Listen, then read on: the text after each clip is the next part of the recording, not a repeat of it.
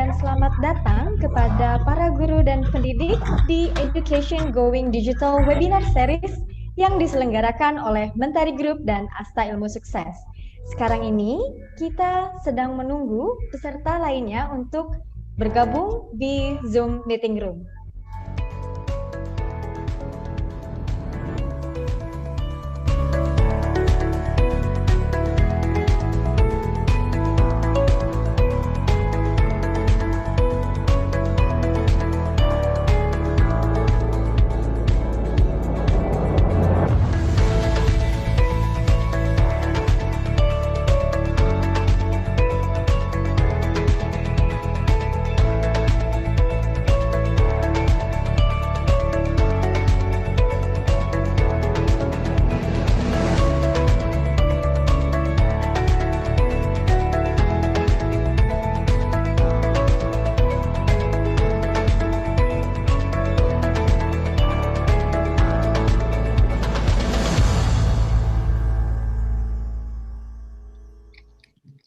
Sekali lagi saya ucapkan selamat siang dan selamat datang di Education Going Digital Webinar Series yang diselenggarakan oleh Mentari Group dan ASTA Ilmu Sukses.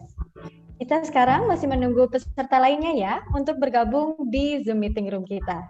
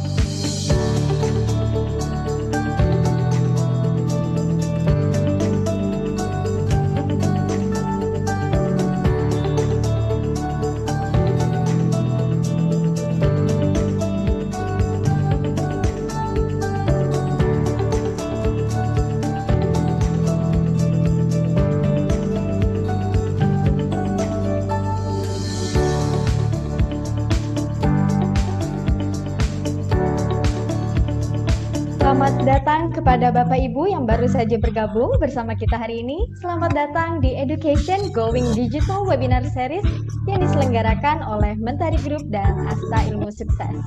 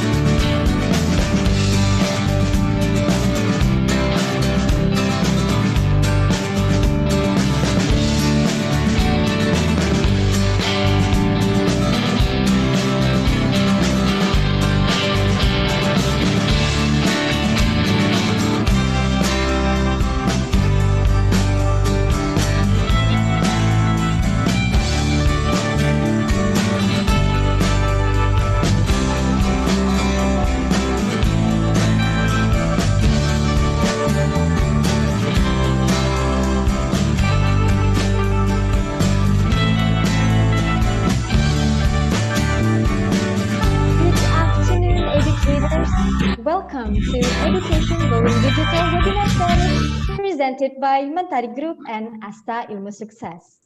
While waiting for the other participants to join our room, please kindly watch some videos from Mentari Group. Enjoy the video.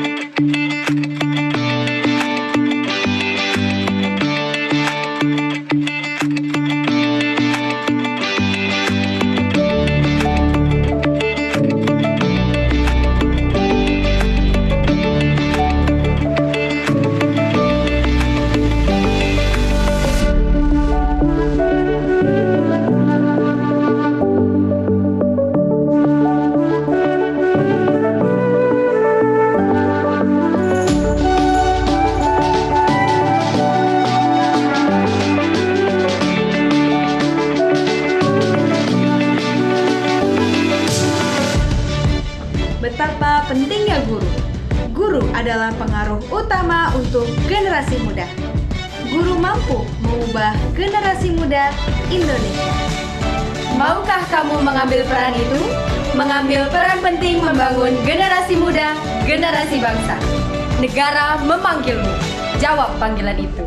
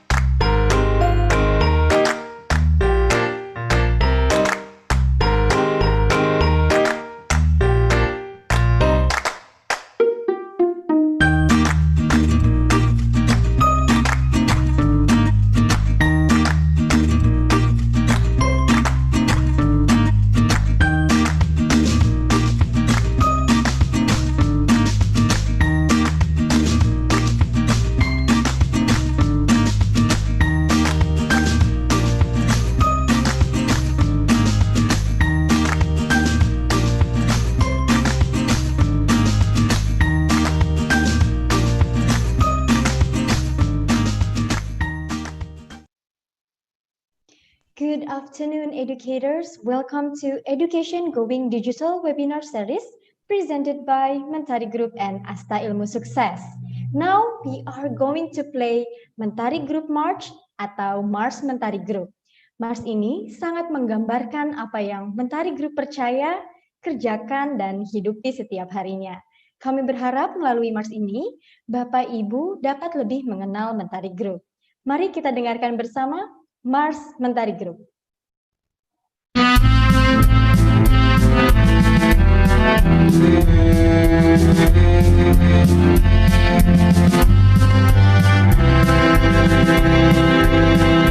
Insan mentari, hai ini waktumu mengabdi bangsa lewat pendidikan. Berangkat dari visi misi luhur, kami datang untuk membangun negeri, berani bermimpi dan terus berkreasi, mau dan sanggup menjadi yang terbaik, cakap cepat cerdas selain itu adalah kami, berdarah terbaik itulah nafas kami. Untuk Indonesia kami berkarya, bangun pendidikan, majukan bangsa. Thank you. Again, ladies and gentlemen, good afternoon and welcome to Education Going Digital webinar series presented by Mentari Group and ASTA Ilmu Sukses. This program is created to be a platform for educators across Indonesia to share and grow together. Today, we are having the first webinar for Education Going Digital series, and the agenda will cover the topic setting up an interactive distance learning English class for pre-primary or kindergarten learners. So, for 2 hours ahead, me, Ocha, will lead this agenda. Ladies and gentlemen, right now we are having 196 participants in this Zoom meeting room. And we also have other participants joining us by live streaming. And the participants are educators from around 30 cities all across Indonesia. Sungguh luar biasa ya Bapak Ibu, ada terdapat banyak sekali para pendidik dan para guru di sini, lebih dari 198 ya kalau di Zoom meeting room, dan kita juga ada para peserta dari live streaming yang juga menonton training ini dan datang dari 30 kota di Indonesia. Dan lebih luar biasanya lagi, trainer kita hari ini, Mr. John Edwards, hari ini hadir dari Korea, Bapak Ibu. Sungguh luar biasa bantuan teknologi ya, sehingga bisa mempersatukan kita hari ini. Dan Bapak Ibu, before we start our agenda, let me inform you of some regulations for our webinar. The first one is, during the agenda, participants' microphone will be off or muted. Then, we will have 2 sessions of question and answer. It is in the middle of the sharing session and also at the end of the session. And if you have any question, you may use the raise hand feature in the participant column. Jadi, apabila Bapak Ibu memiliki pertanyaan terkait materi yang disampaikan oleh trainer kita, Bapak Ibu bisa menggunakan fitur raise hand yang ada di bagian participants ya, Bapak Ibu. And then, during the Q&A sessions, I will choose 2 lucky people for each session to deliver their question to our trainer. The chosen participants will have their microphone unmuted. And ladies and gentlemen, before we start our agenda, I would like to invite Mr. Tri Turturi as Chief Operating Officer of Mentari Group to deliver opening remarks. Please welcome Mr. Tri Turturi. Okay, thank you, Ms. Ocha. A very good afternoon, ladies and gentlemen. thanks to you all teachers that spend your time this afternoon with us. I mean, on behalf of Mentari Group and ASTA Ilmu Sukses, I'd like to extend my biggest gratitude to all of you to spend your time this afternoon to attend, the Education Going Digital webinar series.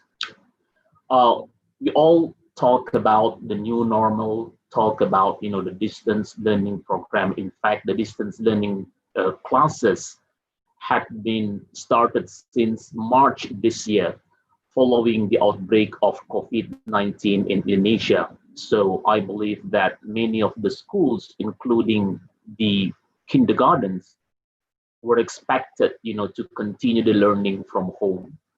And in fact, in the last 3 months, we have been discussing with a number of teachers, educators, looking for solutions and ways to effectively deliver the distance learning program to the students while they continue to study from home. And today, we are very happy that you all can join us with this webinar series. And I also like to thank, the speaker, Mr. John Edwards, speaking from South Korea. I think thanks to the technology that somebody living in South Korea, could help us to deliver the session in Indonesia without having to travel all the way down to Jakarta, for example, something that we probably couldn't even imagine that we're going to do this, unless, we are forced to do this because of the COVID-19 outbreak. So this is the first series that we organized to support the teachers in Indonesia, especially to anticipate, the continuation of distance learning program in the new academic year. From the Ministry of Education's instruction, it looks like that majority of the schools, I think 96% of the schools located in the red zone or orange zone or yellow zone are expected to continue, the study at home. It means the schools are not allowed to open the schools, and that's going to be even more vulnerable, to the learners at the pre-primary level, at the kindergartens. So we do hope, that the session this afternoon going to open up the new horizons perspectives for the kindergarten teachers on how to set up an effective, interactive English teaching program to the pre-primary learners. It's special for us because usually we focus on doing the sessions for the primary or secondary teachers, but for this afternoon, we try to focus on sharing the session to the pre-primary teachers, kindergarten teachers. And based on the registration system that we have, we are very happy to let you know that we have almost 500 participants from all over Indonesia registering for the webinar session this afternoon. So once again, I really like to thank you all for spending your afternoon with us today. Hopefully, you gain new perspectives, you have, you learn something, the new strategies for you to help deliver your effective distance learning program for your pre-primary learners. So thank you very much. And now, I'm handing over back to the MC, Ms. Ocha. Thank you very much, Mr. Tree, for the opening remarks. Well, educators, I would like to add some information about this webinar. So all the participants will get the e-certificate, and the information about the distribution of the certificate will be delivered at the end of the session. And also, you can rewatch this session in our YouTube account, and the link will be delivered to our WhatsApp group. Jadi Bapak Ibu, peserta hari ini akan mendapatkan e-sertifikat yang nanti informasi lengkapnya akan saya sampaikan di akhir sesi. Juga Bapak Ibu bisa menonton kembali sesi ini melalui YouTube ini, yang nanti linknya juga akan dibagikan di grup WhatsApp.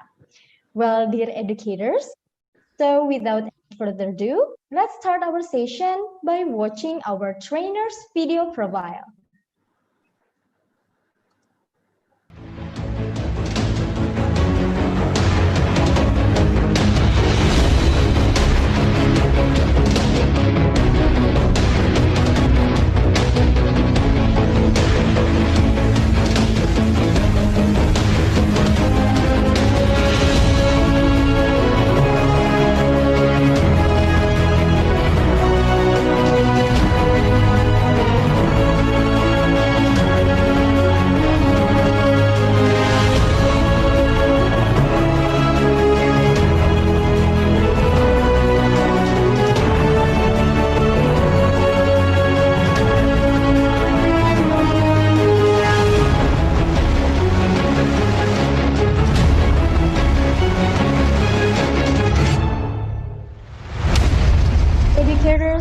Let's welcome Mr. Jonathan Edwards.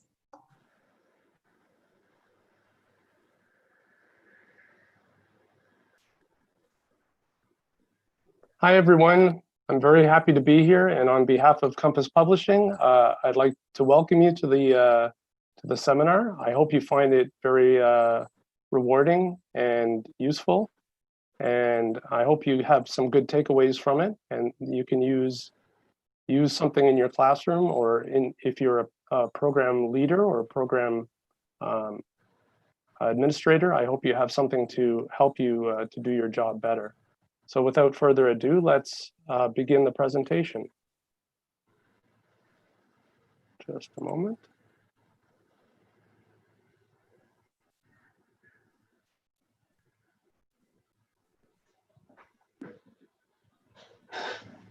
There we go. Everybody can see the presentation okay? Okay, perfect. So let me try to welcome you in Bahasa. I'll try. Forgive me for my bad pronunciation. Selamat siang, Bapak dan Ibu Guru. Is it okay? That's great, Mr. John. Thank you.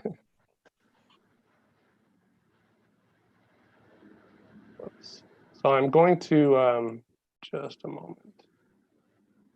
I'm going to talk about our company introduction, and then I'm going to go through a little bit about online learning for KG, and I'll talk a little bit about our situation in Korea and how our government dealt with the situation, the COVID situation.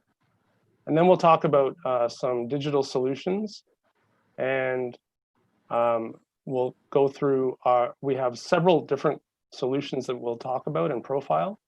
And we'll have a Q&A session in the middle of the presentation and also at the end of the presentation. I'm also going to be talking about our Treehouse coursebook. Just let me get my screen organized here.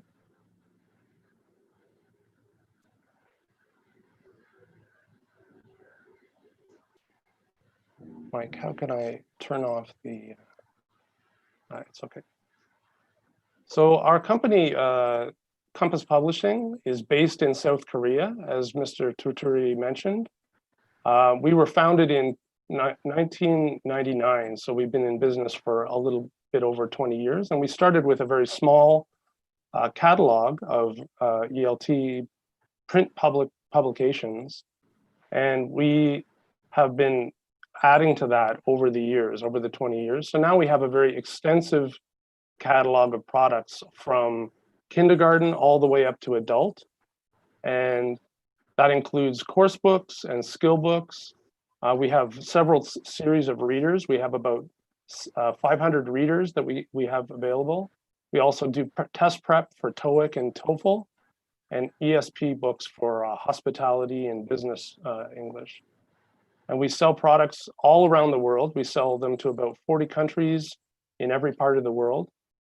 And these days, for about the last 5 years, we've been transitioning from pure print products to edutech products. So we started with offering digital products that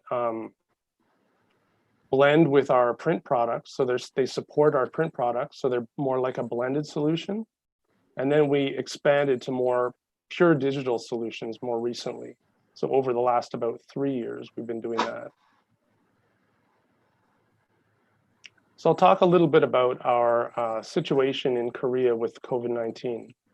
Maybe if some of you were following the news at the beginning of the year, you heard that after the Wuhan epidemic, we were the first country, one of the first countries that was affected outside of China, so pretty early. Our first case happened in January, middle of January. And then there was a very rapid outbreak. It spread very quickly, and it peaked with about 600 to 800 new cases daily near the end of February. So very rapid acceleration of the outbreak. Luckily, the good thing about Korea was that our government acted very quickly. Unlike some other countries, the government implemented public awareness, very widespread public awareness campaigns. We did a lot of testing. and distributed masks, these kinds of things. So it's very rapid response, which a lot of countries around the world are praising these days as being the main reason why Korea recovered so quickly. So the result was that the number of daily cases reduced to about less than 100 by mid-March. We rapidly reduced it. So it's been fairly steady since then. As you can see in the chart at the bottom, there's been a slight uptick in the number of daily cases, but it's been fairly stable. In terms of the Korean Ministry of Education, the response, they also responded very quickly. After that initial spike in February, everybody thought, you know, this is going to be a really serious situation, so we have to make a rapid response. So they, right away, the first thing they did was they postponed the start of the school year. They did this several times. The initial postponement was just 1 week, which obviously wasn't enough. So they postponed it eventually all the way back to April 9th. The other thing they did was they organized a task force. The government organized a task force to rapidly implement online education programs for all levels, from KG all the way up to the university level. Luckily, our university programs, most of them were already operating with online education, so they were able to implement that very early. But a lot of the public school system and the kindergarten system, they had nothing in place. So the government had to put together this task force to help them implement that quickly. So right away, they were able to start the university online program, and they implemented sort of over several weeks, they gradually phased in online education for all levels, from KG all the way up to university. That was followed shortly thereafter by the schools reopening, and that also was phased in. I think the reason they phased it in slowly was because the task force had to go around and help different schools and different school boards. And to do a widespread implementation right at the beginning would have been overwhelming for the task force. So I think that's why they phased it. But even after they opened the schools, there was very strict social distancing measures. Both of my kids are in school, and they tell me, my son is in elementary school, grade 6. He goes to school just 1 day a week, and the rest of the time he's doing online education.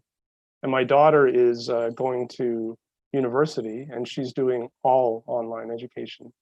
So the Ministry of Education basically left it up to the school board to decide the ratio, how to implement the ratio of online to offline classes. And it depends on the type of, in university, it depends on the type of program, and basically every school and school board is doing it differently, a little bit differently.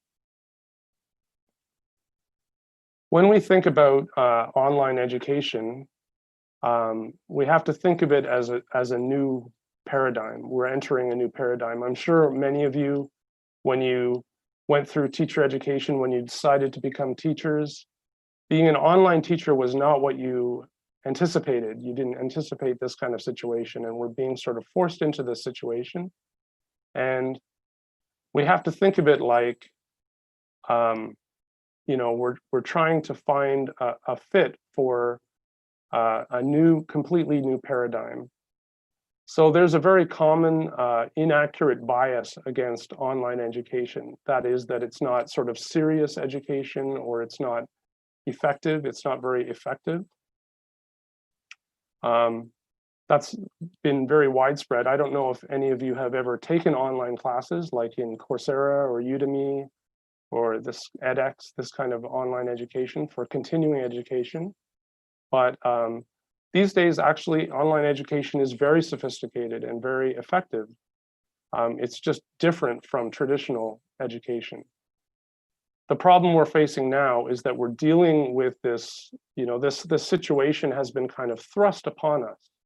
And we're suddenly in this situation, and we have to rapidly deal with it. So the kind of implementations that we're seeing with a lot of school boards and a lot of government Ministry of Educations is a kind of emergency online education. They're doing it very rapidly without a lot of, a lot of careful thought. They just don't have time. That's the problem. So I think, from some of the programs I've seen my son's program, for example, and the way they're sort of thinking about it is taking traditional education and just having a new interface, having this kind of digital interface between the student and the teacher. And they're doing the same kind of planning, the same kind of methods and materials. They're using the same kind of materials, and they have the same curriculum and the same pacing. They're expecting the pacing of the classes to be the same. So if this is the implementation that we are seeing, of course, this is going to fulfill the prophecy. This is going to fulfill that bias that a lot of people have, that it's not effective. So I think what we need is very careful consideration about how we plan our classes. And so that's one of the things I wanted to talk about with you today. I mean, let's think about how they are different, right? So the traditional learning environment has relatively large class sizes. Typically, I don't know about the class sizes in kindergartens in Indonesia, but typically we see 25, 30, 35 students in a class, in a kindergarten class in Korea. And they're all grouped together in the same space and time. So all the students can be, in the same space and interact with each other and make friends, have social interaction.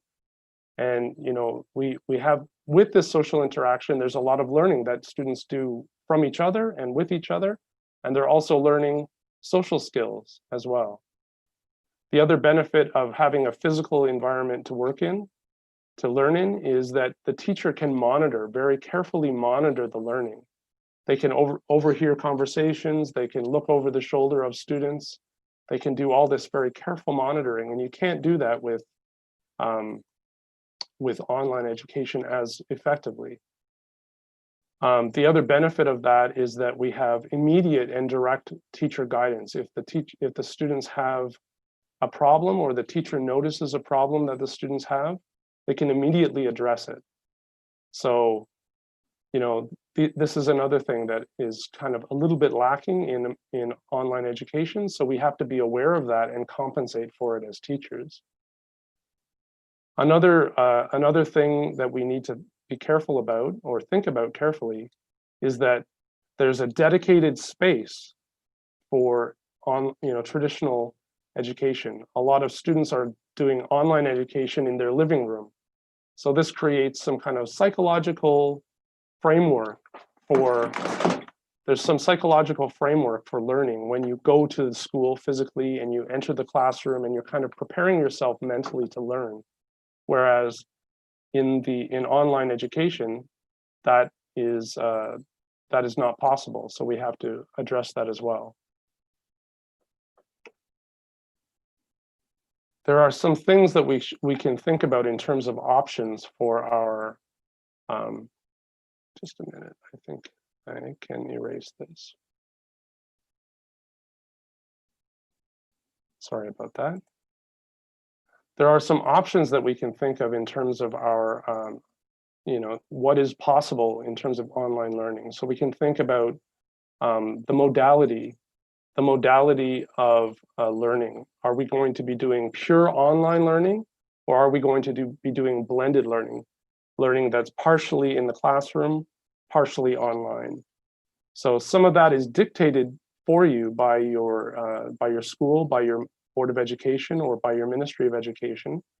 But as much as possible, maybe some thought can be given to that in terms of how it's weighted. Obviously, with kindergarten students, we want to have at least some traditional learning if it's possible. If the schools have opened up, as soon as that becomes a possibility, we want to try to maximize that. I think for young learners, very young learners, it's a difficult adjustment to go to online. Online learning is a difficult adjustment. Second consideration we can think of is in terms of the pacing. Is it going to be self-paced? The students study at their own pace. They can initiate learning modules when they want to, or is it going to be class-paced? Is it going to have a set fixed curriculum? You can also do combinations of that. You can have elements of the learning that are self-paced and elements that are class-paced. Student-teacher ratio is another consideration that you have to think about very carefully. I think for younger learners, for the class, you can have sort of two student-teacher ratios. You can have one for the overall class. That's where you are assigning homework, giving assignments to students and having them turn it in. And you can have a separate student-teacher ratio for the real-time interactive type class interactions. I think for real-time interactions, for very young learners, you want to probably have as low a number as is feasible. So ideally 1 to 4, maximum I would say 1 to 8. And if you need to split the class up into sessions or segments, in order to do that, you may have to do that. Another thing to think about is the pedagogy. So is it going to be expository with the teacher explaining everything? Is it going to be practical with students doing things to learn? Is it going to be exploratory with students answering questions in order to find the answers? Or is it going to be collaborative with students working together? I think for very young learners, probably mostly expository is the best, but you can also include some, worksheets, some watching videos, watching media, in order to have more sort of exploratory or collaborative type work. It's not impossible, it just requires more creativity from the teacher. In terms of the instructor role, this is another option. A lot of university classes have very limited or minimal interaction with the instructor. The material is all there and the students just go through it on their own. But for very young learners, I think the instructor role needs to be more active. They need to be more directly leading the learning. In terms of the student role also, something that we can consider for online education is whether the students are going to be independent, whether they're going to be working independently, or whether they're going to be working collaboratively with other students. I think for very young learners, it's not impossible to do collaborative learning. You can pair them up as long as they have parental support. They have support from their parents. You can pair them up to do work together. But mainly, it's going to be independent work. Another consideration is the communication synchrony. This is a little bit complicated word, but basically it just means, are they going to be communicating in real time using, for example, real-time video communication like we're doing right now? Or are they going to be communicating asynchronously, not in real time, with the students responding to emails or responding to audio messages, but not in real time? Or are they going to be doing a mix of the two? I've seen, with very young learners, I've seen situations where they use a mix of the two. They have, for example, the teacher can send audio messages to the students via the parents to give them feedback or to give them instructions for assignments. So this is the kind of asynchronous communication I'm talking about. We also have to think about how the assessments are going to be used in online education. So they could be used to adapt the instruction. That means when you collect, if you're on an LMS, if you collect the feedback on the assessments, you can see, what the students are struggling with, what they need review with, and that can inform your instruction. So this is the kind of informative role that assessment can play. Assessments can also be used like the traditional way they are used to gauge whether students are prepared or ready to progress to the next level. And the last option that we have available as teachers or administrators when we're planning online education is what kind of feedback we're going to be using. A lot of systems, especially for higher levels, high school and university, they use automated grading. They have quizzes that are automatically graded. Or you could have peer grading. So in elementary school and above, I think you can do peer grading where students are evaluating each other. And you can also include traditional teacher evaluation as well. So these 9 considerations, these 9 options we have available to us when we're planning online education. And I think there are special considerations that we have to keep in mind for kindergarten education, especially. So we have modality. Is it going to be online or blended? We have pacing, how fast we're going to go through the material, and is that going to be controlled by the student or set by the class? We have the student-teacher ratio we want to control. We have the type of pedagogy that we're going to use. We have the role of the instructor, the role of the student, the kind of communication we're going to be using, and how the assessments are going to be used, and the type of feedback that we're going to be giving.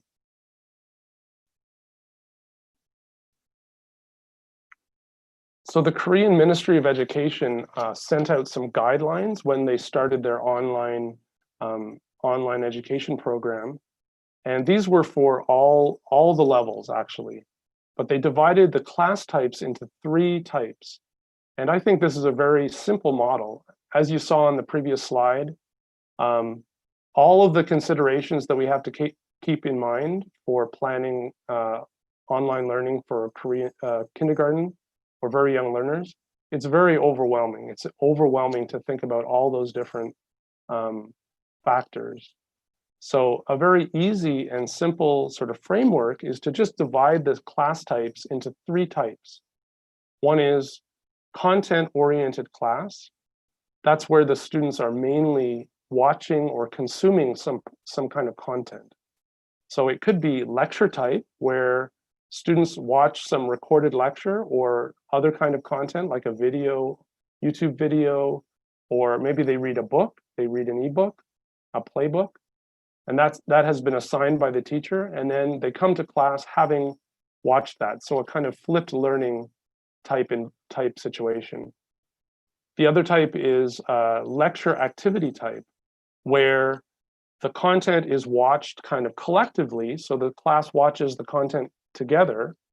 So you could do that by doing some screen sharing, for example, with your class. Everybody watches the video together, and then the class talks about the video afterwards. So I think this kind of model could be very effective for very young learners. Watch the video and then talk with them about the video. So this is the content-oriented class. That's usually the first class that in the sort of the sequence. The second type of class is the real-time interactive class. So this is where the student and the teachers are using a remote learning platform with synchronous or immediate or instantaneous communication between the teacher and the student. And so that could be for more sort of expository pedagogy, so when the teacher is talking and giving instruction, or it could be for more interactive learning, where students have an opportunity to interact with each other, to ask questions, to answer questions. So this is, I think, real-time interactive class. If you're using more of a flipped learning model, this could be where you do concept checking. This is where you check whether they have understood the content. So that's the second stage in the cycle. The third stage would be the task-oriented class. This doesn't necessarily have to be done online. If you can send materials to your students, either by email to their parents so they can print it out, or maybe you have an opportunity to send packets. The Korean government sent out packets of workbooks and photocopies to the students. So either option, you can assign work for them to do. And I think for very young learners, the best option is for them to do at least some, if not all, of the material on actual physical paper. I think the reason for that is, we are very busy planning online learning, but one thing that we forget is that students need to develop their fine motor skills, their hand-eye coordination and their fine motor skills.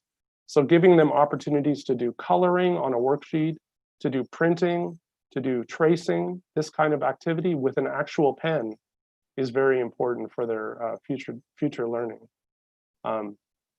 So I would say at least some of the task-oriented classes should be done on a physical paper. That can be easily photographed by the parents and emailed in if you are worried about how to collect it. Okay, so we have those 3 class types: content-oriented class, where they're consuming content or consuming it and talking about it. That's the preparation stage for a real-time interactive class, where they're having some concept checking and interaction with the teacher. And then task-oriented class, where you give them some assignments and give them some, again, it's kind of concept checking, but it's more evaluative. A few tips for kindergarten learning. So parent support is very important for very young learners. As I mentioned before, you should do some paper-based assignments. Small number of learning objectives per class. So this is kind of related to the pacing of the courses. You should slow down the pacing, and lots of repetition in the different class types. So you should go through the same kind of material in several different types of classes and several modalities, so that you're appealing to your different kinds of learning styles. The student-teacher ratio should be as low as possible. 8:1 is kind of the max that you should shoot for. And split the classes if you need to, split up the classes. And the teacher role should be very active, but use different class types to balance the workload. Let's talk a little bit about the digital learning solutions from Compass Publishing. In our domestic market, in the Korean market, we've been developing a blended solution. So we have online teaching platform, which is called Santa Class. We have paper books and ebooks that we provide through Compass Publishing. And then we have our individual online learning app for students, which is called Bigbox. And those kind of all combine together to create our learning solutions. So that can be used for online teaching. So the teachers can use the ebooks, and they can provide offline learning opportunities for the students through Bigbox. So I'll talk a little bit about what ClassBox is. ClassBox is the international version of Santa Class. So ClassBox is just a very easy to use teaching platform for ELT. And it can be used for in the classroom, or it can be used also for remote teaching. It has 4 components, so digital books, programs, it has an LMS, and it has seminars.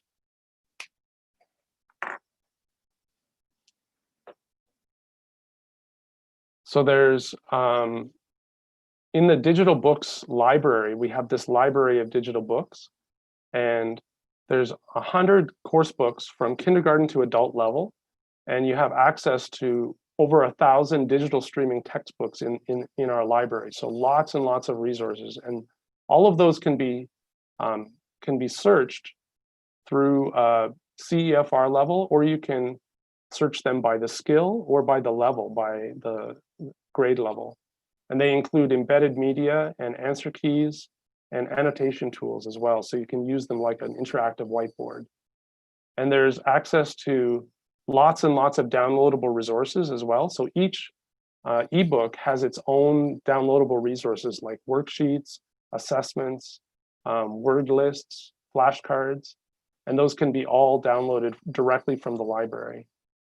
So it's really it can be used for online and offline content to deliver both of those together.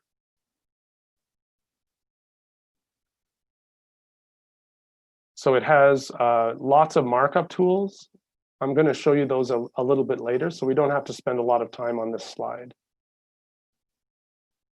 And you can download all of the material. So if you click over on the left-hand side, you can download all of the material for one course book directly from one location.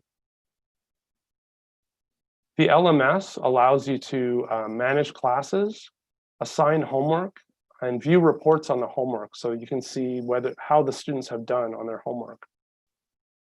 It's integrated with our learning app, so all students have to do, teachers share the class code. You're going to get a class code from the LMS, and you share that with your students, and they enter that in their Bigbox learning app, and it links the two of them. So that after you have created a class, you can have all of your students in that class, and you can assign homework to them through Bigbox, and you can see reports. So this allows you to track participation and performance. So this is a little bit about the where you can assign homework, and this is what they're going to get in their app. They're going to get a notification. It gives them like a little notification quest that they have to do. And after they do their homework, you're going to see a report like this. So you're going to see how long they spent on each task, and you're going to see the number, the grade of each task as well. The third part of this platform is the program section.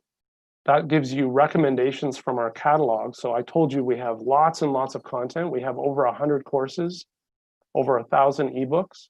So it's going to give you recommendations. So if you're using one ebook, it's going to give you skill books that you can use alongside that. So if you wanted to teach additional grammar or additional vocabulary, you can do that with these recommendations. And again, we have content for kindergarten all the way through to adult. So it's going to give you, for example, if I'm using Hangout level 2, it's going to give me recommendations for writing, or reading, or if my students need extra work on grammar or vocabulary, it's going to give me other materials that I can use to boost their skills. There's also a section where you can see professional development content and teacher training content. So we have regular live events, and we also have pre-recorded events that you can watch. So if you want to brush up on your teaching skills, you want to learn something new that you can try out in the classroom, this is the place to do that. How are we doing for time? 4 o'clock. Okay. So this is an easy way for you to use ebooks and all kinds of resources for online teaching, because it pairs very easily. All you have to do is share your screen, and you can use all this material through Zoom or Google Meet or any kind of platform that you're using.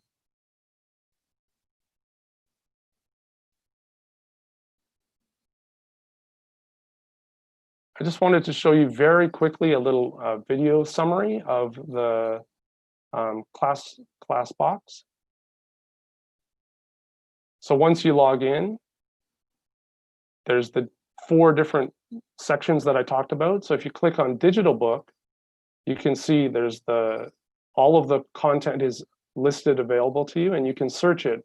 For example, you can search through course books or through phonics and songs. So if I select Treehouse, for example, this is the interface. I can leave notes right on the book. So if I have an important note that I want to enter and something that I want to remember, like a teacher's note, I can enter that. And that just stays down on the screen. You can also mark up. There's also all kinds of markup tools like pens, highlighters.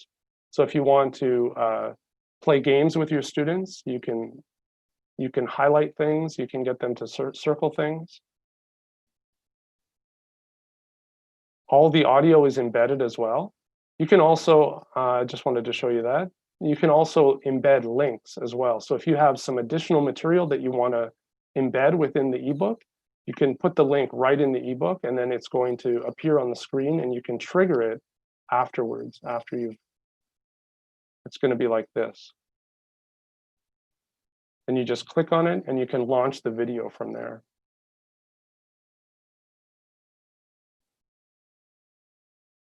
Just quickly, I wanted to show you the answer keys are also embedded as well. So you can just click on this little key icon, and you can display all the answers like this.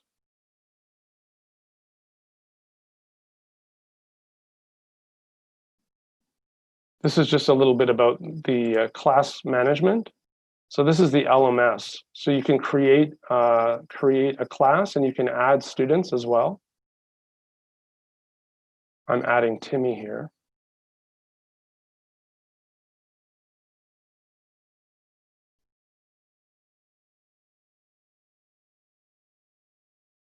Then I get a list of my students, and for each class I can see the homework that's been assigned, and if I click on the calendar, I can see, you know, for a certain period of time, all of the different homework assignments.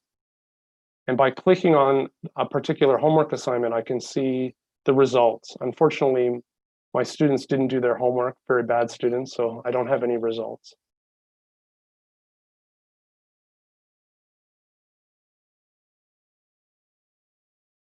So in the program section, as I mentioned, for each of the different levels, you can see, if you're teaching Treehouse, you can see other books that you can use to supplement the Treehouse program. And you can see that for all the different levels.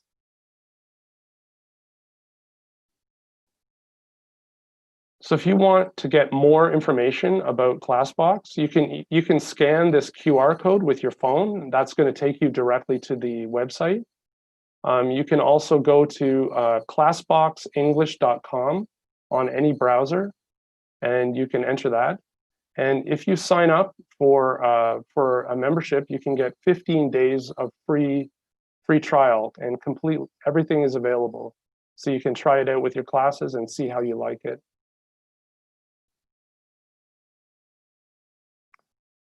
And I'll turn it over to Ocha for a question and answer session. Okay, thank you, Mr. John. So ladies and gentlemen, if you have any question, you can raise your hand. And we already have one participant here, Mr. John, who would like to ask to you. It's Miss Adinda. Okay. Yes, Miss Adinda, silahkan. Sudah saya unmute. Hello. Miss Adinda. Yes, it's me. Hi. Hi. So I have to say that this is very interesting. And actually, I have an interesting question, which is, so I've been teaching for almost 5 years. And right now, I will teach about 4 levels, which is not easy to do. Right. And then my question will be, is it flexible as a teacher for kindergarten if we do a flipped classroom, the flipped classroom? Because I see that if we keep doing online, the students will get bored. So is it flipped classroom working for the children or not? I think the model that the Korean government came up with the 3 types of classes, where you have some content focused class, and interactive class, and then task class. I think that's a really good model. If that, I think, gives a lot of variety to students in terms of the type of learning they're doing. So for very young learners especially, you're right. If they have the same kinds of activities all the time, it's going to be very hard to keep their attention. So that's a good way to have some different variety types of classes. So you could get them to, for example, you could get them to watch a playbook, like a video of a book, and listen to the story, and then you could have a interactive class where you talk about the story. You know, what did you learn in the story, or who was the characters? You can ask them about the content, and then you can have an activity where you have some worksheet related to it, or you know, talk about the concepts in the story or some of the vocabulary in the story, this kind of thing. I think that's a nice flow, which makes a lot of sense to me, I think. Yeah. Does that answer your question? Yes. Thank you. You're welcome. Thank you, Miss Adinda. And we also have Miss Putri. Please, Miss Putri, I have already unmute you. Hello. Silakan, Miss Putri. Bisa di-unmute juga? Ya. Okay, thank you. Hello, Mr. John. Thank there. you for the opportunity. Okay, my first question is, I'm very curious actually about what is the biggest challenge that the educators face in the South Korea now? Because now you are located in South Korea, right? I mean, why am I asking about this question? Because whether we are facing the same challenge or not, and if we do have facing the same situation, maybe we can learn something from that. That's my first question. Can I continue asking question, or let Mr. John answer first? Why don't I answer that one first? My memory is not so good these days. Okay, thank you, Mr. Please. So I think the main challenge especially for younger learners, is that a lot of the students are not familiar with using technology, right? They're still very young learners. For them to get in front of a computer, to interact through a computer, that's going to be very challenging. So that's something that I've heard from teachers here. For elementary school, no problem. Most of them are better than their parents actually at using the computer. But for very young learners, kindergarten, grade 1, it's going to be a challenge. So I think the best option there is to enlist the parents. You know, if you get the parents involved with showing the students, you know, maybe for the first few months, the parents can be directly involved and can kind of walk the students through the process. I think they'll always need to be a little bit involved with those very young learners, but maybe later on, a few months later, they can set the computer up, they can put the child in front of the computer, and then they can walk away. But at the beginning, they're going to need to be directly involved in sort of mediating that experience. All right. Yes. Did you have a second question? Okay. Yes, I actually have got it. Okay, but so my second question actually like this. Before you already explained that there are 3 types of classes. Will it be effective if we apply those 3 in one time, or do you suggest to apply one by one, or which one is most effective, do you think? What I've seen is the teachers are making a class schedule where they sort of rotate through those 3. They do content, interactive, task, content, interactive, task. They kind of arrange their classes like this. So there's this kind of flow. Okay. I got it. Okay, so thank you, Mr. You're welcome. Thank you, Miss Putri. And now we are going to have one more. Okay, Mr. John, one more. Sure. It's Mr. or Miss Saryanti. I am Miss, not Mr. Okay, I'm sorry, Miss. Silakan, Miss Saryanti. Okay. Abin, can you hear me clearly there? I can hear you, no problem. Okay. I've been teaching online for 4 months, and I found it so hard to get my students' attention learning via Zoom. To get their attention? To get their attention, learning via video, via Zoom. They are not interested in following the class. My question related to it, what do you think the best approaching way in order to make young learners enjoy online class? I have 2 tips for you. You're I'm not done yet, sir. Oh, I'm sorry. I have modified the lesson by giving them cartoon and song videos related to the lesson. I also have displayed some images through the PowerPoint, but still the class needs improvement. So what's the matter with my class that I presented? How old are your students? They are 3 years old. 3 years old. Yeah.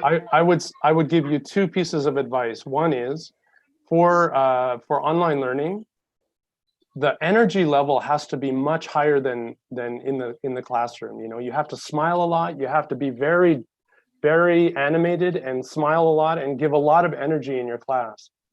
That's one piece of advice, especially for young learners. The second piece of advice is get them active, get them very active. You know, you can get them to stand up and do things as well. A lot of young learners, as I'm sure you know, they don't like to sit still. For them, sitting still and focusing on something for a long time is not easy. So, you know, maybe what you can do is break up your learning session like this. You know, you have some activity for 5 minutes, and then you get them up. Everybody stretch, everybody, you know, do some activity, or go and you can integrate it into the learning as well. You could say, go and find something in your house that is red. Go and find something like, or an object. Go and find a hat, this kind of thing. So they're actually getting active and they're burning off some of their energy. So that's the second tip I would give you. And the third tip is use props in your class. I think just seeing like a talking head in a frame is very boring for students that are used to watching videos. You know, for them you're a video, but you're not an interesting video.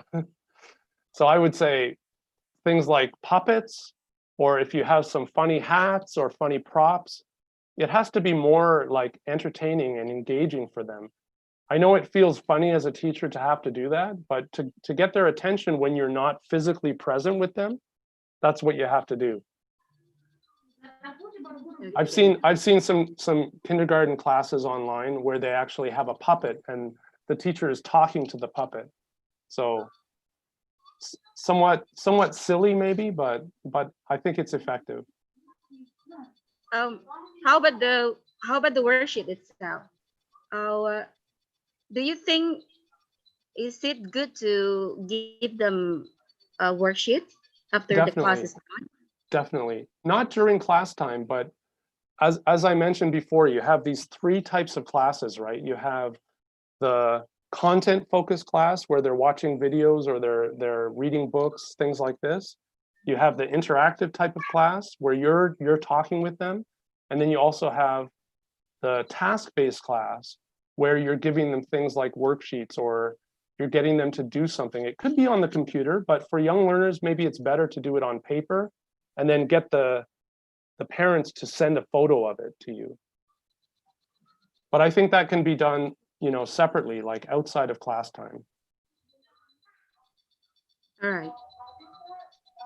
Okay. I try to follow what have you been saying. Thank you for the advice. You're very welcome. Good luck. Thank you, Ms. Sophie. Okay, so for the other participants, don't worry, we will have a quick Q&A session at the end of the session. But right now, Mr. John, you can continue the session. Okay, thank you. So we talked about online learning and especially gearing it towards kindergarten kids, young learners. And we talked about ClassBox, our online learning platform. So this is our second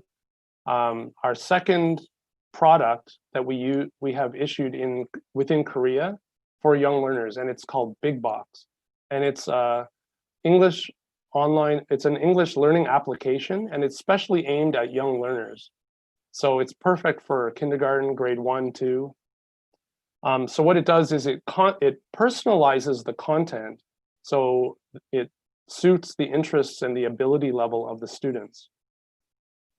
And it creates a learning environment where we have gamified language learning. So I'll talk to you a little bit about how we do that. So the core of Bigbox is content curation. That means that we have a huge library of content, videos that we found all over the place, playbooks that we use. We have about 11,000 videos and playbooks altogether. And so what we do is when the student enters the app, we get them to give their year of birth, their gender, and then we get them to choose 3 or 4 things that they like. What are your favorite things? Do you like songs? Do you like toys? Do you like drawing? Do you like cars? Based on those 3 pieces of information, our algorithm chooses from the library the best content for that student. So what they're going to see is they're going to see like a carousel. Maybe some of you use Netflix or YouTube. You're used to seeing this kind of carousel of content. So we do the same thing, but with learning content. Also, after the students watch a video or they read a playbook, they are going to rate it. They're going to rate the difficulty level, and they're going to rate how interesting it was. And based on that, we're kind of always fine-tuning the algorithm, so the recommendations are going to get better and better for the child. So they're going to see this kind of feed of content. Some from YouTube, some from other content providers, some books that we have published, some other playbooks that are from other publishers. And they can kind of scroll through this and choose what they want to watch. And what we do is, as they're watching the video, we pull out words that are in the video, in the text of the book, of the playbook, or in the content in the video. So we choose the at-level words, the words that are at the level of the student from the video and the playbook, and we present them to the child as kind of word cards. So they watch the video, and then the next screen is the word cards that are from the video. And in order to claim the cards, in order to kind of collect the cards, the students have to say the word correctly. So what they do is they collect the cards and they level them up through playing various games.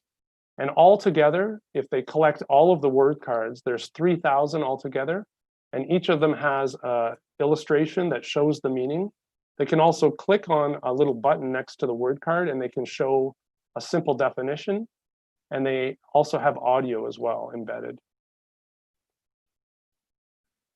After they collect enough word cards, the child is going to go to the quiz show. So this quiz show is called Word King. So they compete against, in 4 rounds, against some AI competitors. Eventually, we want to make this so that players can play against each other. But right now, we haven't implemented that yet. We're going to do that in the future. So they play these 4 rounds, and they have to kind of test their knowledge of the words. And they can earn points and kind of coins that they can use to customize their avatar. They choose a little avatar. You can see the cute characters here along the bottom. They choose an avatar at the beginning of the game, and as they earn points, they can buy funny glasses, funny hair, funny costumes. So they're kind of using the points to decorate their avatar. After they've collected a few words, we select some expressions that include those words, so they can put them together into sentences. So learners are presented with expressions using the words they've learned. And they use the expressions to solve 3 puzzles and catch the word thief. There's sort of this little game story in the game where the word thief is running around stealing words, and the students have to help to try to catch him and get the words back. So they have 3 different kinds of interactions or games. And some of them also involve using their voice. So they speak, and we use voice recognition to see whether they have said it correctly or not. Another element of Bigbox is called Reading Oceans. Reading Oceans is a big library of 1,000 graded readers, graded ebook readers, and they have fiction and nonfiction on a wide range of high interest topics. And just like with the videos and the playbooks, Students can select whatever they want to read. This is just for extensive reading. And the range of levels, it's all the way from phonics decodable, so for very young learners, all the way up to upper intermediate. So even into middle school and high school, they can be using this as well. They all have embedded audio, so the students can listen to the story and also read along. And they have activities afterwards, activities that focus on the vocabulary, the key expressions, and also the content comprehension. Bigbox also includes a class booster section. So the class booster is a set of e-learning activities for our course books and skill books. So I showed you before on ClassBox that there was an LMS where teachers could send homework to their students. So this is where that happens, in the class booster section. So it's linked with ClassBox, and you can use it for flipped learning, for previewing the content, or also for reviewing. So you can get the students to do the activities before class, get ready for class in a kind of flipped learning and situation. And then they're all ready for class, and you can have your interaction with them. And they've already done the learning on their own. So when you assign homework in ClassBox, they're going to get a quest notification in their app. It's going to come up like, your teacher has sent you a quest to do, and then they have to go and do these activities. When they finish the activities, they get coins that they can use in the game.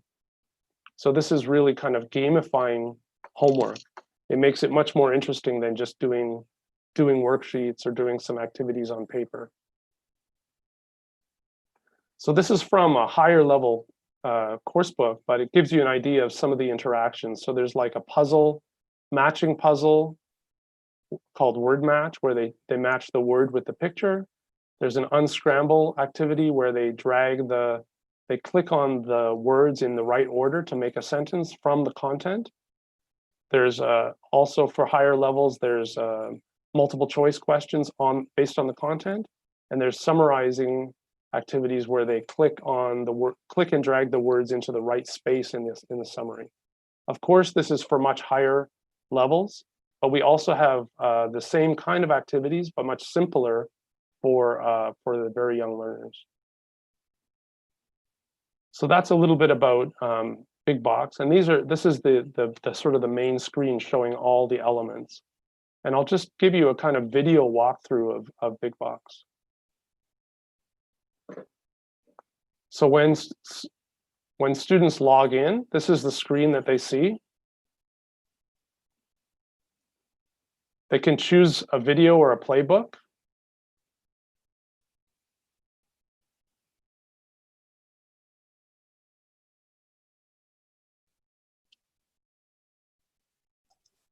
Everybody dance. I'm sorry, Mr. John, we cannot hear the sound or the music of the video. You can't hear? No, we cannot. Maybe you can reshare. You want me to sing it? Okay, that's no problem. Anyway, you can hear me talking, right? That's true. Or maybe you can reshare the screen by checking the box of audio. There is a share the audio. If I do that, then you can't hear me. Is that true? Yes, we can still hear you and also the music. Okay, I'll try that. Yeah. Just a moment. Okay. Share the screen with the computer sound. Yes. Yeah, you have to hear the song. It's very cute. But I had no wings. I'm not a butterfly. I went to. Okay, so they watched the video. If you enjoyed this video, give it a like or share it with your friends. Don't forget to subscribe to Little Angel. Bye. And they rate the video. Ping. Then they see the word cards. These are words from the video. Ping.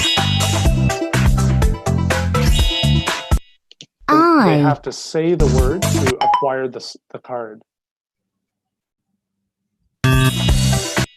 She. I'll just skip ahead a little bit.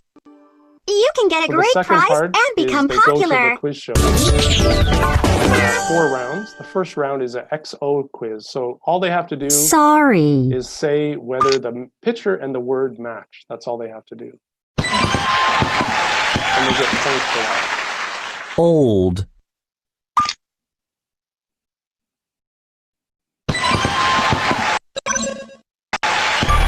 This is the second round. The first quiz. Round 2 is a theme quiz. Read the questions carefully and answer them.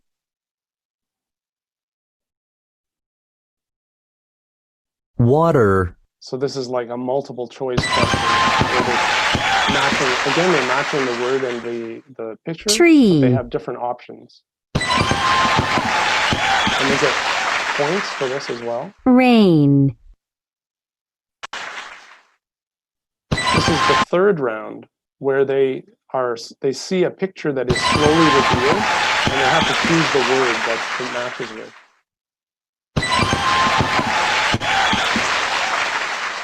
Then the fourth round of the quiz, the last round, is the kind of bonus round where they earn lots of points. The Finally, speed quiz. all that's left is the... So this is a matching game where they have to match it very quickly and they Big. get more points the faster they match it. C. What?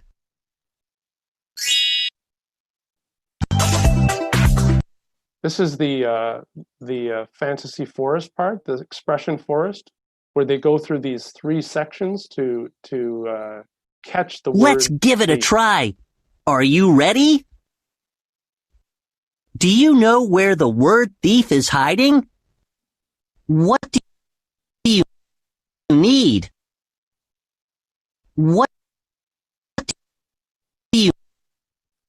I need some money. Sorry, my audio on my What do you computer was need? not working well when I made this video. I need some money.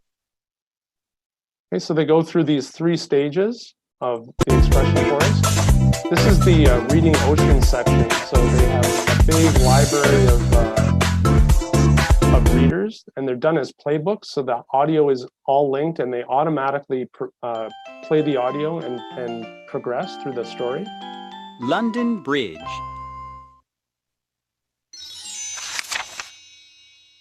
London Bridge is falling down. So they go through the story. Look, it's falling down. And then they have some activities that they do afterwards. So there's word flash, word match. Bridge. Very similar to the way they did on the class booster. London. Fall down. Build. have an London unscramble Bridge activity. is falling down. And they can use their voice also. In this case, I was using my voice Let's to use trigger the word. sticks and So there's voice stones. recognition built into the software as well. Then there's a repeat and listen and repeat section where they listen and then they click on the icon to speak, and it's voice recognition triggered. This is the class booster section where they're going to do their homework. So if you send them homework from ClassBox, this is where they're going to do the homework.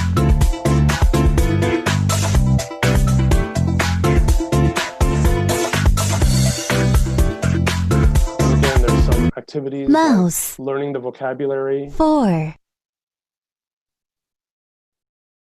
Lots. 2. There's a matching game like this. Mouse. Lots. 6. 2. 4. Mice.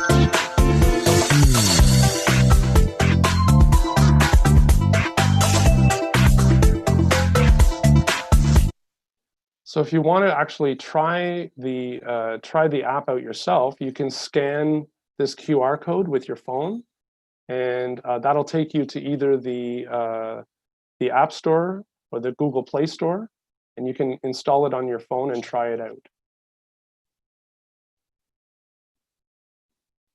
So the last thing I wanted to talk to you about was Treehouse, which is our kindergarten course book. Just have some water first, sorry. So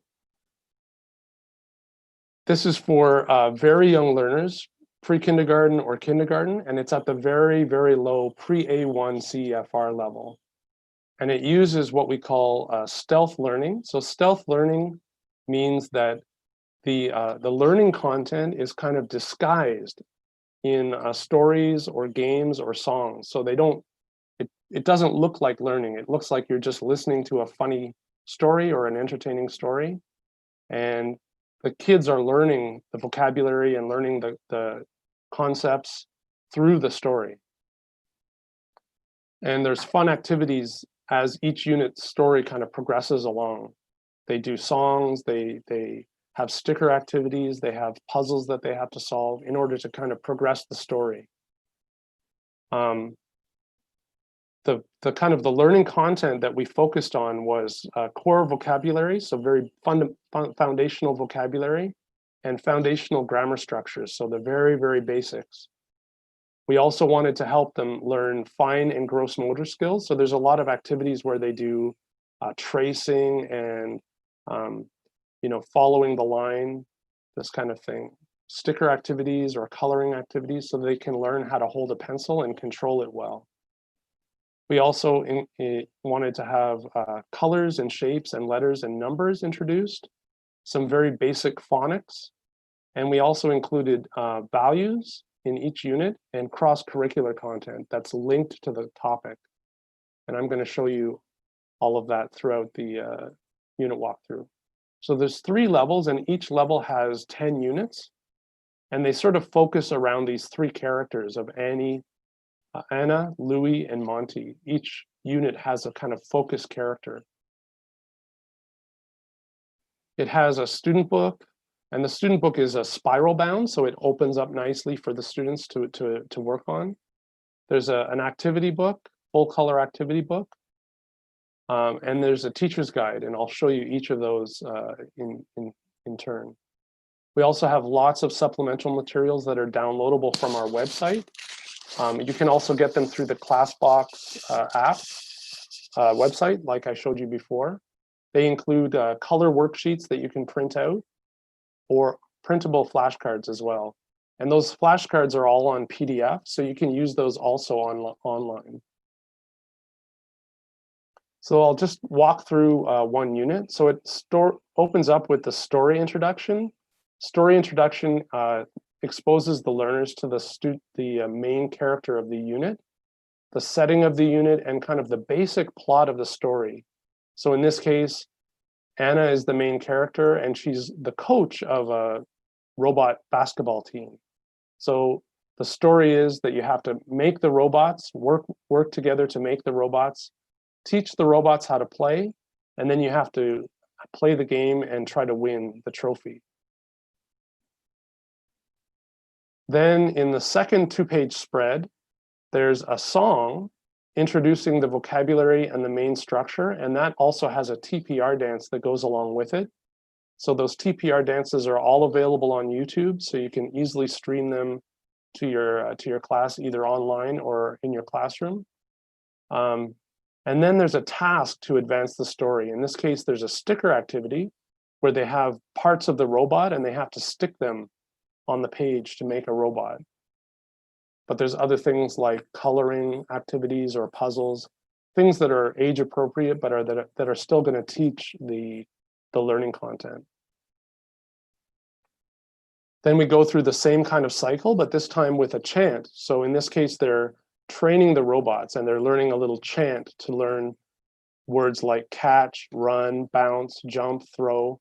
And again, there's a TPR dance that goes with that. So you can watch the TPR dance and teach the students the vocabulary through TPR. And then there's another activity, another task where they're practicing that. So in this case, they have to trace the sort of the path through the basketball court. Then there's the fine motor skills practice. So in this case, this is very low level, so they're just learning how to trace a straight line, and they have to do that twice. And then we show them how that line is integrated into a letter, and they practice the sound of the letter. So you might notice there are robots and there's the color red. So they're learning, there's audio that goes along with this activity, and they're learning the sound of the letter through listen and repeat. Then we have the numeracy page and sort of the summary page. And the summary page is done as a comic. So you can kind of summarize all the learning by talking about the comic and reading the comic together.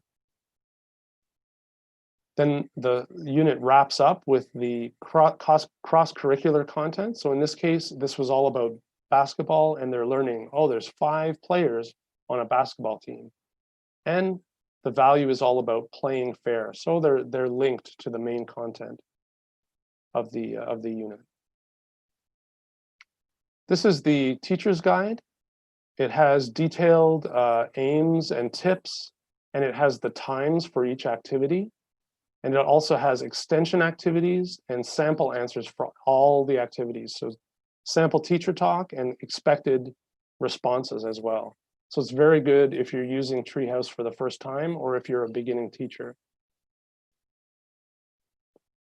And one very nice thing about Treehouse is we have interactive material. So we have an interactive teaching CD.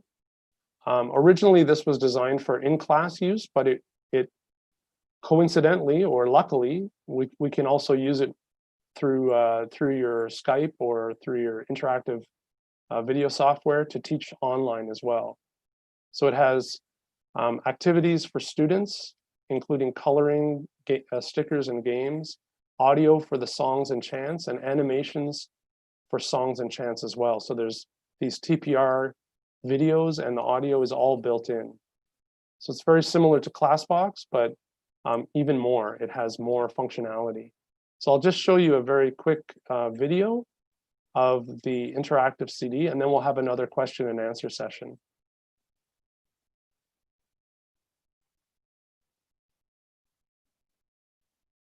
So you can select the unit from the side panel, and you can show 2 pages up. You can play the audio. It's all animated as well. Unit 5, Basketball Robots. I'm not sure what Anna is doing. She's talking. Hi everyone, it's me. They run robots and teach them how to play. Markup tools, so it's going to be fun. Can you help us? Great! Look at the story box. Point at the pictures. Make the robots. Teach. And I'll just show you the TPR dance. So this is built into the interactive CD as well. Don't worry, I'm not going to make you do the dance. Build me.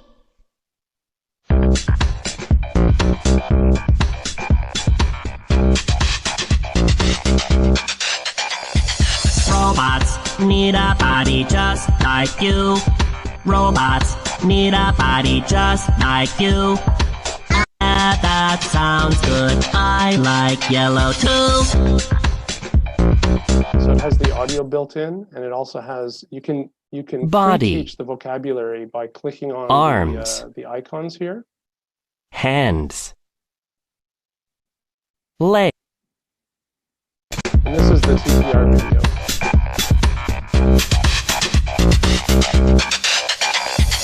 Robots need a body just like you. Robots need a body just like you. And it has for the sticker activities, you can demonstrate the activity for your students. Legs. Because it has interactive stickers as well. Legs. Color the ball orange. And you can use the markup tools to do the Color the robot or you can also yellow. You can also reveal the answers. So if you click on show answer down at the bottom left.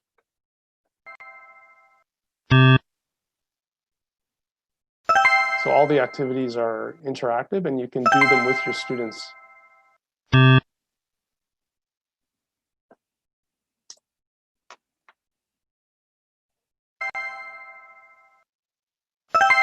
this.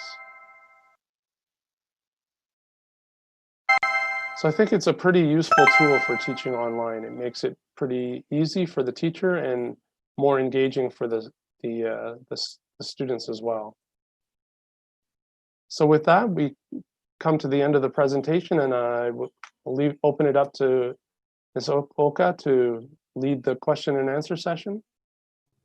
Yes, for sure. But before that, I would like to summarize or emphasize some things from your session, Mr. John. So thank you very much for your wonderful and informative session about the distance learning program from Compass Publishing. Dan Bapak Ibu Guru yang kami hormati, sebelum masuk ke sesi tanya jawab kedua ya, saya akan sedikit merangkum pemaparan dari Mr. John. Kami sangat berharap sesi siang hari ini dapat memberikan insights maupun strategi baru bagi Bapak Ibu Guru dan bisa menjadi jawaban untuk pengajaran bahasa Inggris yang interaktif dan tentunya menyenangkan bagi siswa khususnya di jenjang taman kanak-kanak serta pendidikan anak usia dini. Dan Bapak Ibu, program Treehouse ini merupakan program fully digital yang terdiri dari interaktif e-book dan juga online practice yang mengacu pada Common European Framework of Reference serta dilengkapi dengan beragam permainan edukatif bagi anak usia dini yang pastinya sangat sesuai untuk menemani anak didik Anda dalam menjalani program pembelajaran jarak jauh. Dan selain itu dilengkapi juga dengan fitur Learning Management System.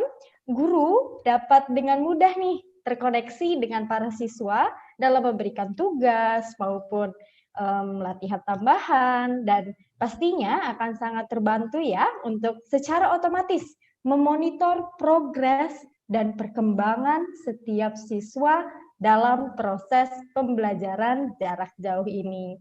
Dan Bapak Ibu, untuk informasi lebih lanjut, silakan menghubungi Education Consultant Mentari Group atau menghubungi nomor WhatsApp kami di 0856 9785 6420. Saya ulangi, 0856 9785 6420 atau bisa Bapak Ibu lihat di layar ya, bisa melalui email maupun nomor WhatsApp kami. Kami akan senang hati merespon Bapak Ibu Guru. Baik, bisa dicatat terlebih dahulu untuk email dan nomor teleponnya. Dan saat ini Bapak Ibu, kami akan membuka sesi question and answer ya untuk yang kedua ya. Silakan apabila Bapak Ibu memiliki pertanyaan atau ingin menyampaikan ide mengenai sesi dari Mr. John, bisa menggunakan fitur raise hand. Okay, we already have some participants here, Mr. John. The first one is Miss Siti Rohmah. Silakan, Miss Siti Rohmah. Hello. Baik. There. Silakan, Miss. Hi. Yeah, can you hear me clearly? I can hear you clearly. Yes, thank you. Okay, right. Thank you very much for the interesting elaboration about the Bigbox. I guess it's quite interesting learning platform. Although my question won't be about Bigbox, is it okay? No problem. You can ask about anything. Right, concerning about the online learning for the young learners. Well, Mr. John, in Indonesia, we're going to open the new school year in July 13th. And then the big challenge is the ideas and strategies on how to build the emotional bonding between the teachers and the new students. Would you kindly share some ideas on strategies on that? I think that is going to be a big challenge for sure. I mean, in the classroom, you have, face-to-face time with your students, and you can talk to them directly. I think there's no reason why you couldn't do that, in an online environment as well. Like, I think, within your first few weeks of teaching, why don't you have some one-on-one online sessions with each individual student, even if it's just for 5 or 10 minutes to say hello and to say, you know, I'm here and I'm your teacher and you can ask me any questions. I think that is gonna, first of all, it's going to kind of acclimatize them to the online environment. And also it's gonna get them to know you a little bit better, more personally. If the whole class is interacting with you at the same time, maybe the students are going to feel a little bit lost or a little bit overlooked. So if you have time, you know, within the first few weeks to meet with each student just for 5 or 10 minutes, I think that would be very effective. Yeah, probably we can do it through like WhatsApp video call or Sure. Zoom, just like what we've been doing now, yeah? Sure, and I think a lot of the effort will have to be on the teacher's side to kind of initiate communication regularly, and I think for young learners, you know, written communication is not going to be very emotionally engaging. They can't read, and so somebody has to read to them, right? Yeah. But maybe you can send audio. Audio is going to be much better, don't you think? Like if you have a message to send to them, sending an audio message will be more engaging than sending a text message or an email. Yeah. I wish I had all the answers for you. I only have suggestions. I'm sorry. Yeah, no problem. Thank you for the suggestions. I guess those are good ideas and we could implement in our school. Thank you. You're very welcome. Good luck. Thanks. Thank you, Miss Siti. Okay. Yes, you're very and welcome. now we also have Miss Lulu. Miss Lulu, silakan, sudah saya unmute ya. Hi, Miss Lulu. Miss Lulu. Hello. Oh, hello. Yes, Miss. Can you hear me? I can hear you. Hi. Okay, thank you. I want to ask you, Sir John, how to home learning using objects at home and show it the activities so children can explore. So I didn't hear the last word. So children can Explore. explore. Yes. Explore. How to use learning using the objects so students can explore inside their house. Is that what you mean, Miss Lulu? Yes. Somebody is very active in the background, it sounds like. I would say, you know, a lot of teachers who are just starting with online learning, they think that the student has to be fixed to the computer the whole time. But as I was saying before, for very young learners to do that, to sit down in front of a computer for half an hour or 45 minutes or 1 hour, it's going to be very, very challenging. They're just not used to sitting down for that long. So I think it's a very good idea to get the students to get up, to go find things in their house. You know, for example, you could ask them to do something or to find something in their house, a certain color thing or a certain shape or a certain item. You know, go to your bedroom and find a sock. Go to your bedroom and find something blue. Find your favorite toy. These kinds of things. So getting them to find things in their environment is going to do two things. It's going to get them up and active, and it's going to give them a little break from sitting down. Does that help you? Miss Lulu? Hello, Miss Lulu? Your microphone is muted, Miss Lulu. Please unmute first, Miss Lulu. Miss Lulu, please unmute your microphone, please. Yes. Okay, thank you. You're welcome. I understand and I'm interested in your program, Mr. John. Thank you. You're very welcome. Good luck with your teaching.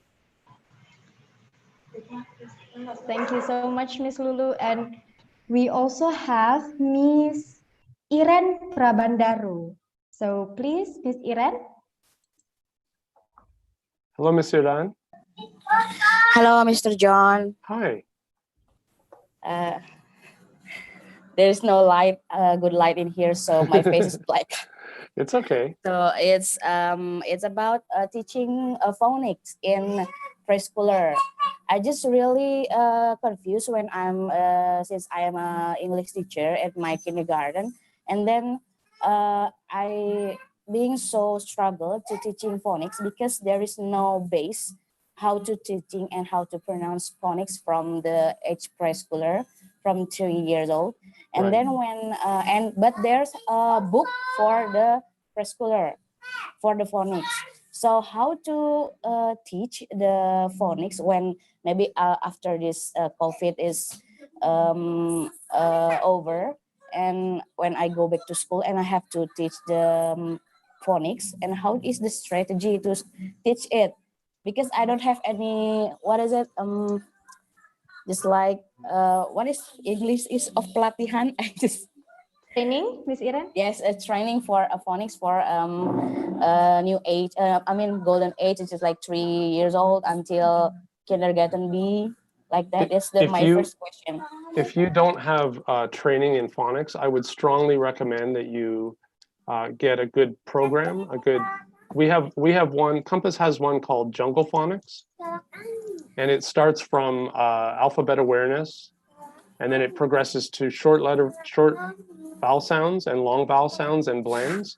So it's all it's very nicely organized, and it goes very systematically, and there's lots of repetition through the program.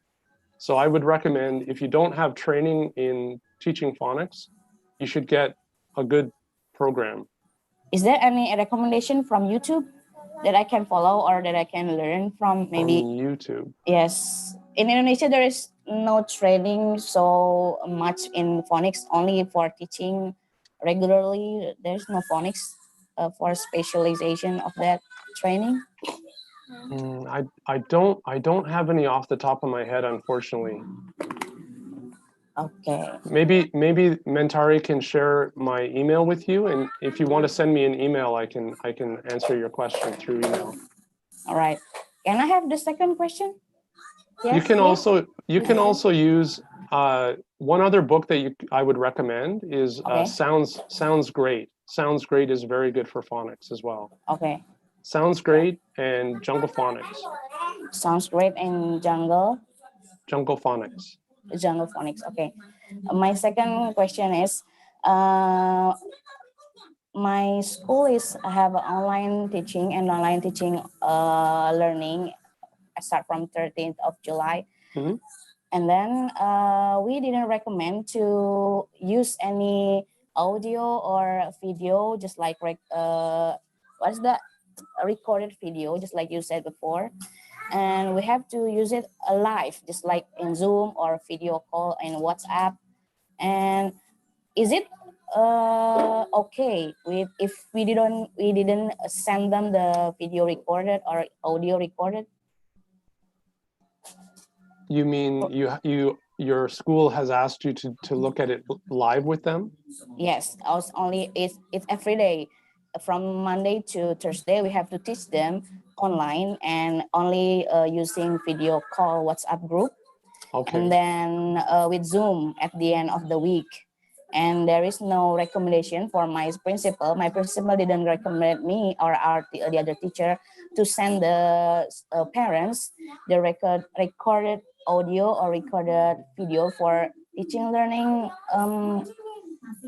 things. It's like that. It's like activity.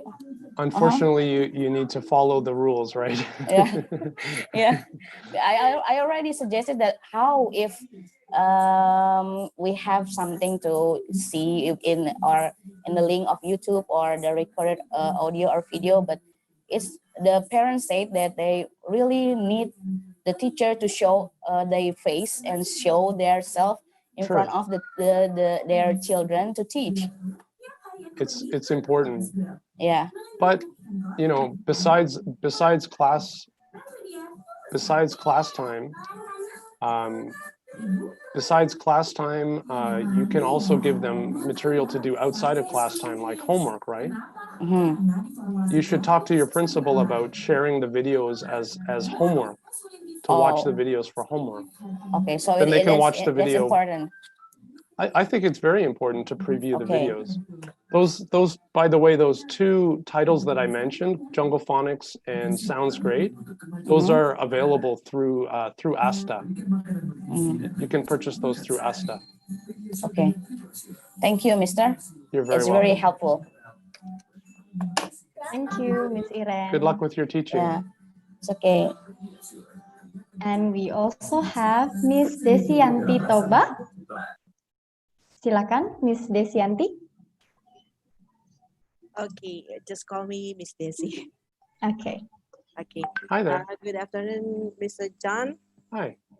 Okay, actually, I am the principal and also the English teacher. Yeah. Different actually, hats. You wear different hats. Yeah, the different hats, of course. I just want to share. Maybe, actually, I want to ask suggestion from you. Yeah.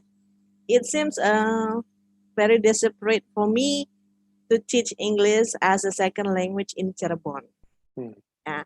Actually, our school is not using English as a main language. Yeah, it's just a subject. So we are using ASTA book. Okay. Yeah, we did video. My teachers and also I am also becoming a YouTuber. Yeah. Right. We are making. we're all becoming famous. Yeah, we are becoming famous. Yeah. We are making video and we post it on our YouTube channel. Then we share it to our parents actually, because most of my students doesn't have their own gadget. Yeah, they're still sharing with their parents. Yeah, because as information, my students not becoming from high economic, but we are from lower to high. Sure. Okay? So this is good. It seems like ministry for us. Okay? Actually, this is Christian school.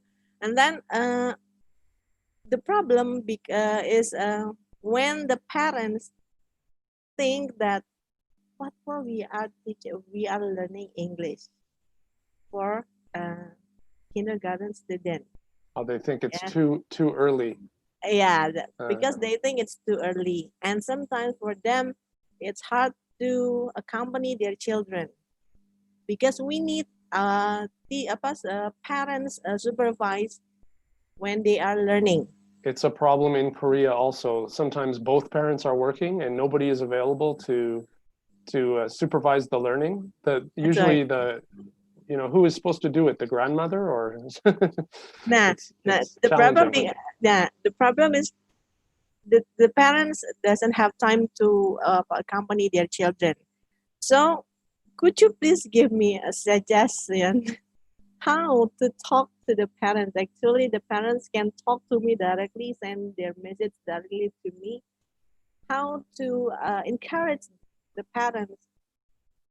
Come on, please help your children to learn English. Actually, I made a video with puppet, so I am become a crazy woman. Yeah. I think that English is one of the essential subjects these days. One of the essential subjects these days to improve your economic situation. So if they want to get a better education, enter a better school, get good jobs, this is really essential for them to speak English. At least in Korea, I don't know exactly the situation in Indonesia, but it's definitely an essential subject here. So I would stress to them, the importance of that for improving their children's lives in the future. And the research that I have seen is that the earlier that children start, the more progress they're able to make, in terms of their learning. As an educator, that when their brains are young, the language learning, for some reason, the language learning happens more freely, much more actively. Maybe because they don't have the inhibition, they're not inhibited, so they just say things, they don't worry about making mistakes. So I would say those are two really key points to make to your parents, is that it's it's essential for their children's economic future and their educational future. And also starting younger is proven to be more effective. But well, actually, in early childhood curriculum in Indonesia, it's really contradictive when we but they suggest to learn their mother tongue as the first language. So maybe we are able to teach another foreign language. It's around elementary. Yeah, that's Sure. the curriculum that I know. Yeah. In Korea also they have this. That's why it's a contradictive. They go back and forth actually. For a few years they say starting grade 4 first, and then they say starting kindergarten, starting grade 4. They can't make up their mind. So yeah, so that's why it's really hard to talk to the parents to give their understanding. Okay, that's good. Maybe the economic, maybe that's the enforcement for the parents. Yeah. Yes. Okay. Okay. Thank you. You're welcome. You're welcome, Sir John. I hope you have a good semester. I hope so also. I hope so also. Okay, thank you. You're welcome. Okay, and Mr. John, we also have a question here from YouTube. So some participants are joining us by live streaming. Sure. It's from Miss Dina Rosselli. She is asking how teacher to monitor if the children doing their task by themselves, maybe a little help from their parents or not fully parents doing the task. So how to make sure that it's not their parents doing the task. This is a constant problem with me too when in my teaching. Sometimes my students hand in their homework and it's perfect.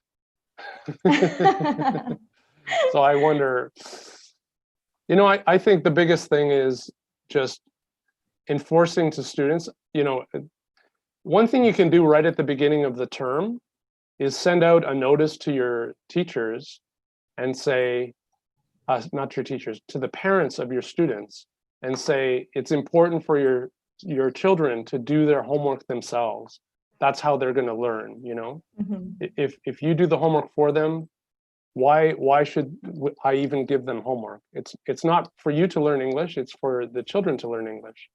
So I think sending out a little note at the beginning of term can kind of make them aware of that you know what they're doing. So okay, thank you so much, Mr. John. No problem. And also we have from Miss Sari. Silakan Miss Sari, sudah di-unmute. Hello.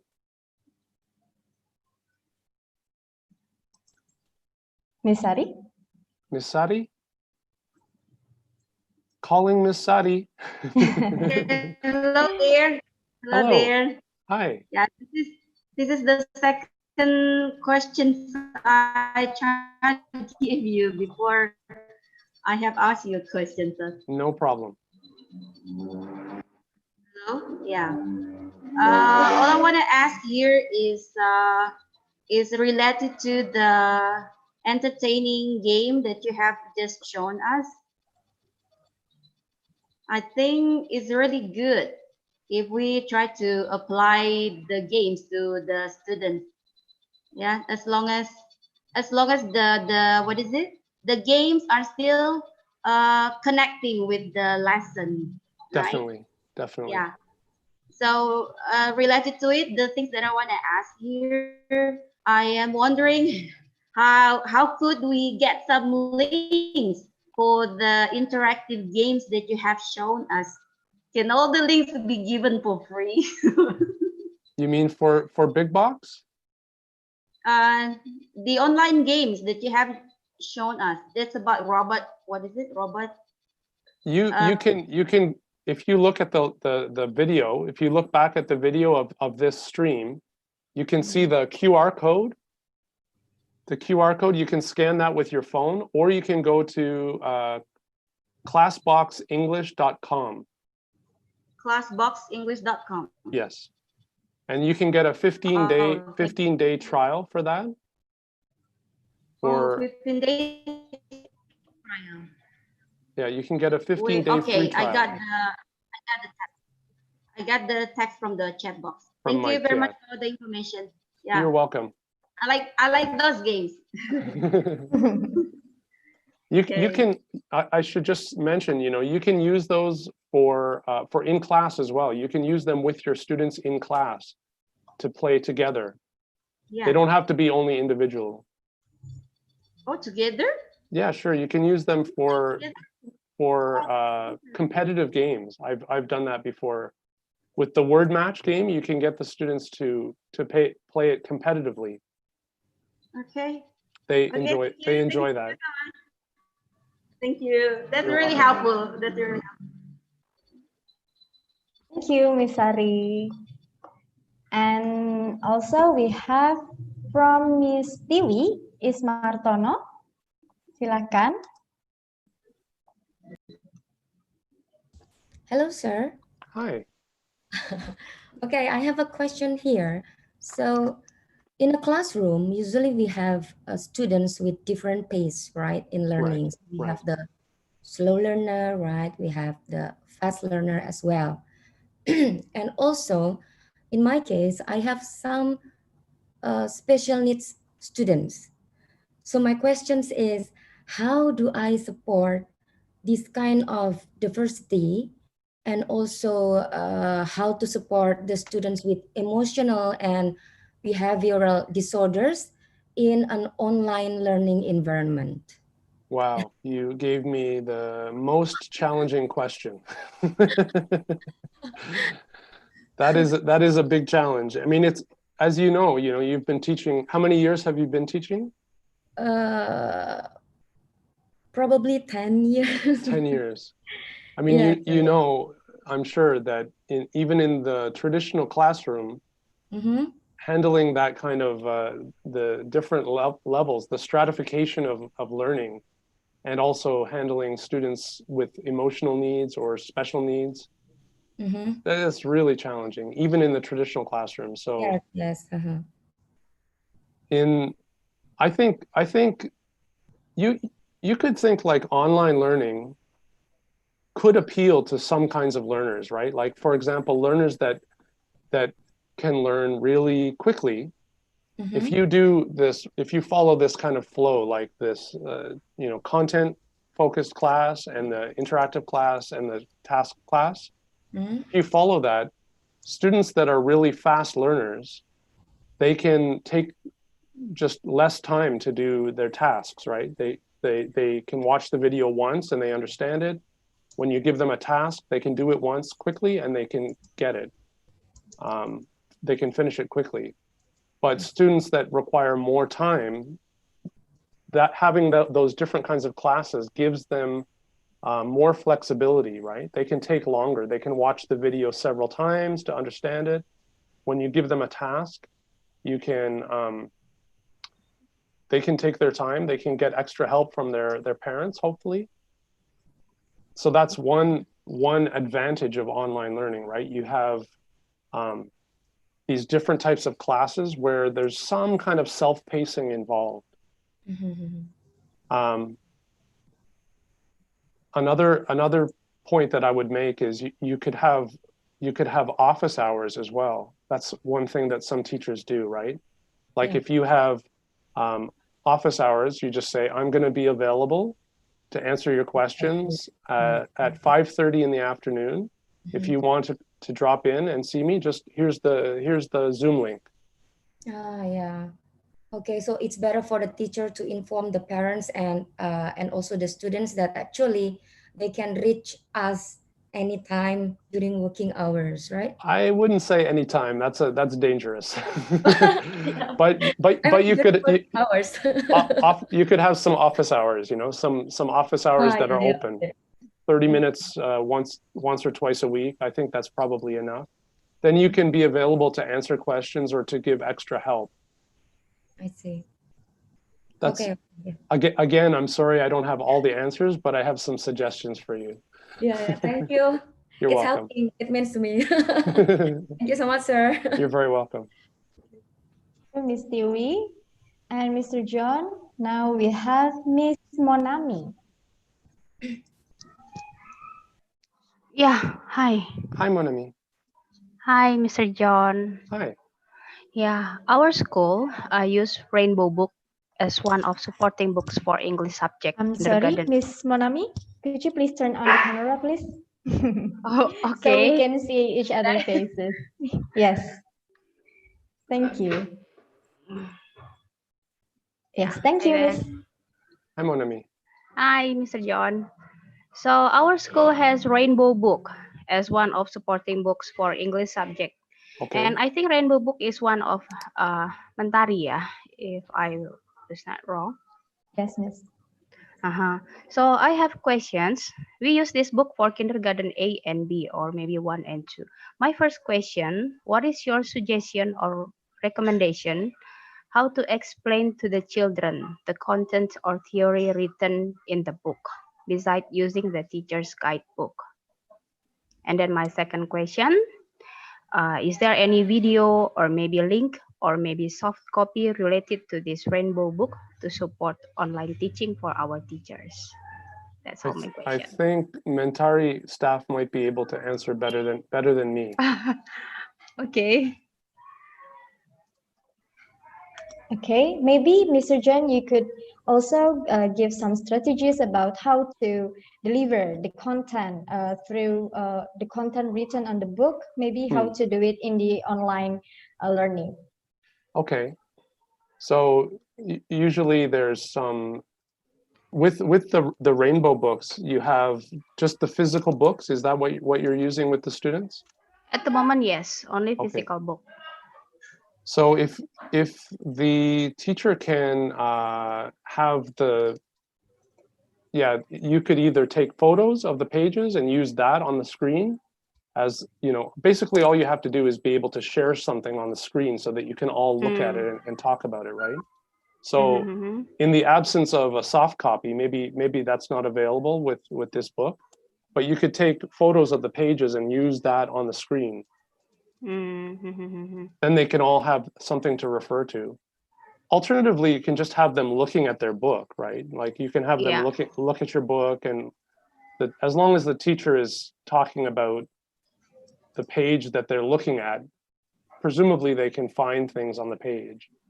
But it is better for online teaching, for interactive classroom, if there's something on the screen that all of the teachers are looking at. Okay.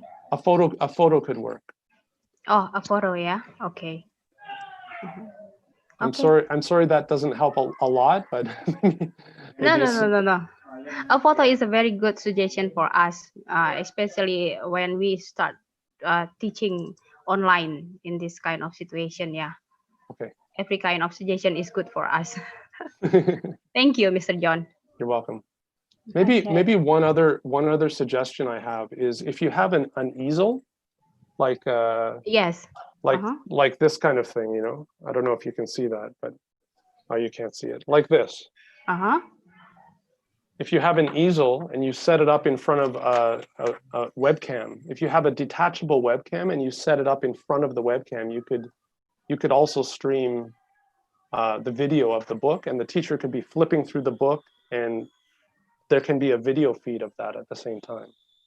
Okay. We'll try that. Thank you. You're welcome. Okay, thank you, Miss Manami. And Mr. John, this is the last question. Okay. We have from Miss Rita from Methodist Tanjung Morawaya. And this is the question. She has two questions, Mr. John. The first one is how to measure the children's skill through online teaching. That's the first one, Mr. John. How do we do the measurement, the effective way? And the second, assessment? Yes, the assessment. And also the second one, what aspect is the important thing during the assessment? I think if you're talking about having actual tests, you know, testing them, the best way would be to have a worksheet. Okay. But do the worksheet in front of the video camera. Oh, I see. Remember we said that sometimes the teachers, that's not the teachers, the parents are doing the worksheets for the students. But if you have an assessment, they're even more likely to do that, I'm sure. So one way I've seen is, this is actually what Google does. Google has a test that they give to people who sell their products, and they do testing, but they get the candidates to do it in front of the video camera, so they can see if there's any cheating going on or anything like that. So having an actual paper test, but get the students to do it in front of the video camera, that could be one solution. And also, which aspects is the most important thing during the assessment? Which aspect? You mean which, like, skill, language skill? Or? Yes, of course. Because in our, for instance, for online teaching, maybe there are some boundaries we have here for online learning. Maybe we can consider to emphasize one skills or anything else, Mr. John? I think the only limitation is the teacher's creativity. Like you could have a listening assessment, and you could easily play an audio track for the students over the video conferencing and get them to do questions. You could have them do on a worksheet. You could have them do writing or matching activities, or reading. There could be reading. So I think I can't think of anything that you couldn't assess with this kind of method. Okay. So we can. There's the only limitation, as I say, is the teacher's kind of creativity. Okay. So we need to be more creative, to assess our children and our students, to assess the 4 language skills, Mr. John. Yes. Okay. Thank you so much, Mr. John. That would be our last question for today's session. And don't worry, ladies and gentlemen, if you have any other question you are still want to ask Mr. John about this session, you can also contact us through info@mentarigroups.com. Please, Mr. Ludi, could you please help me to show on the screen? Yes, this is the email and also the WhatsApp number 0856-9785-6420. Thank you very much, Mr. John, for your session. You're very welcome. It is a wonderful one. Thank you very much. And ladies and gentlemen, before we end this session, I would like to tell you about the information about e-certificate. So please kindly spend 3 minutes to fill in our feedback online form. The link and the QR code are displayed on the screen, and this is very important. Please access the online form and make sure to fill it in carefully, especially on your full name and active email address. This data will be used for your e-certificate. You will have your certificate delivered to your email right away after you submit the feedback form. Baik Bapak Ibu, silahkan untuk mengisi umpan balik online yang tautannya ada di layar Anda maupun di WhatsApp group dan juga di chat room ya. Dan mohon diperhatikan dalam penulisan nama lengkapnya Bapak Ibu, penulisan nama lengkap juga kapitalnya, karena data ini akan digunakan untuk sertifikat elektronik. Dan sertifikat elektronik akan langsung terkirim ke email Bapak Ibu setelah Bapak Ibu submit feedback form online ini. Baik, silahkan bisa diisi sekarang juga Bapak Ibu. Kami akan berikan waktu. Silahkan. Apabila ada kendala ataupun pertanyaan, bisa langsung menggunakan raise hand ataupun chat melalui room ya.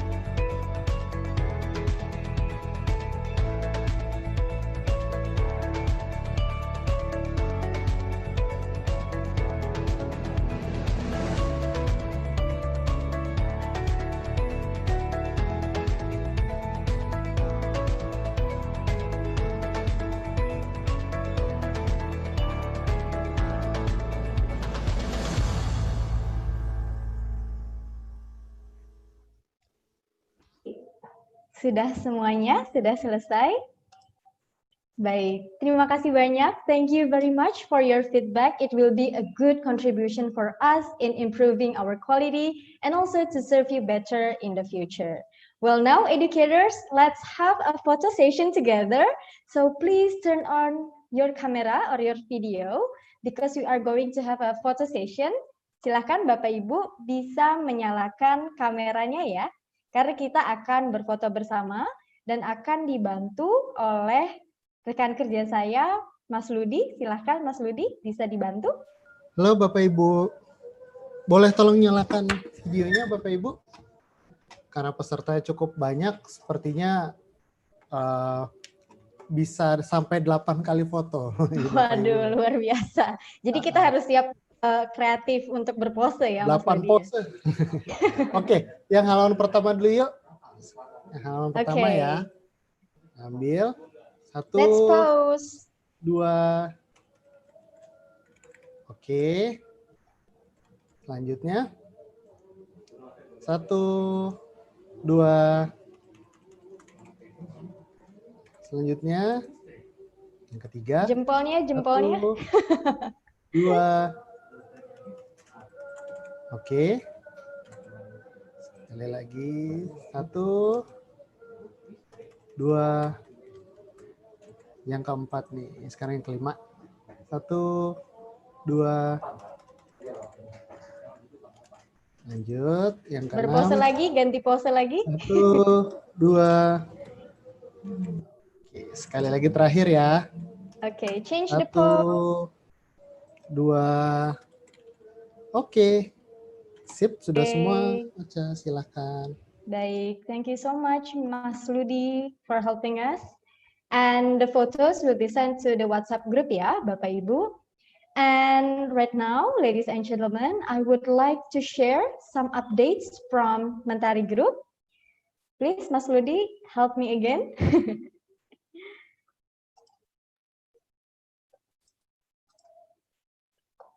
Okay. So the first one is about our new platforms, Bapak Ibu. The first one we have Hadir You. We provide Hadir You site for everyone to register for Mentari Group's events, both face-to-face and also live streaming. Also, through Hadir You, you can create your own event. Kindly visit www.hadiryou.id regularly to check our event updates, or if you want to have a partnership, please contact our team. And the second one, we also have Mau Pintar. It's actually an online learning platform that provides a lot of learning videos that can be accessed every day by students or even educators to have inspiration for teaching ideas. One of the current events is Mentari Tutor Online for students learning with the best of Mentari Group's tutors. Currently, we have classes for maths and English subject. Please kindly visit www.maupintar.id to access the online learning platform. Well, dear educators, it's the end of today's session. Hopefully, this session can provide a lot of information and ideas for the teaching development, especially in this current condition. On behalf of Mentari Group, we would like to thank you all and hope to see you all in the next training. Stay healthy and have a nice day. Thank you very much.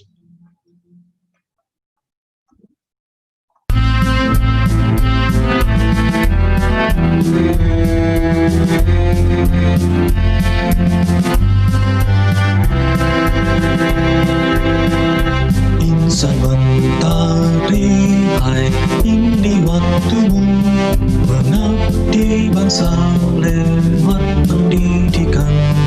Berangkat dari visi misi luhur, kami datang untuk membangun negeri. Berani bermimpi dan terus berkreasi, mau dan sanggup menjadi yang terbaik. Cakap cepat cerdas selai, itu adalah kami. Bergerak terbaik, itulah nafas kami. Untuk Indonesia kami berkarya, bangun pendidikan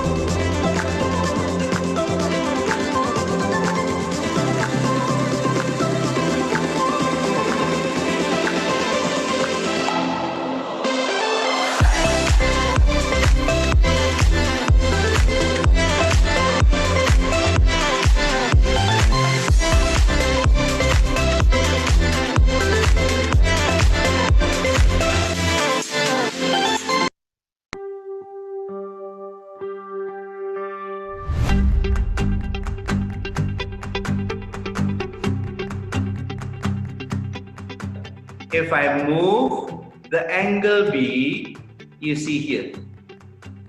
Okay, I will stop. Kita akan belajar matematika dengan topik luas dan juga keliling. Bantu Kak Hijri untuk mencari panjangnya berapa dan lebarnya berapa. Dengan menggunakan apa ini namanya? Penggaris. Ya, benar, penggaris. Oh, karena ini keliling, jadi cara mengerjakannya adalah 2 kali panjang tambah lebar. keliling sama dengan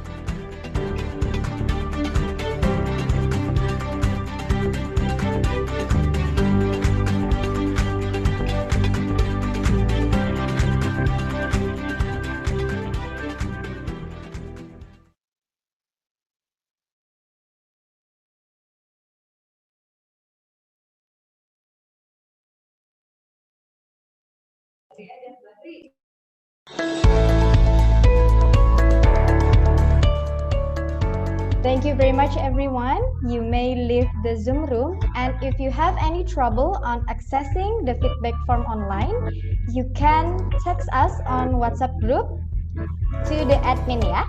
Silahkan apabila ada kendala di WhatsApp, kendala mengenai akses untuk feedback form, bisa menghubungi admin di WhatsApp group masing-masing. Terima kasih, sampai jumpa di pelatihan berikutnya ya. Bapak Ibu bisa cek di www.hadiru.id untuk event-event selanjutnya.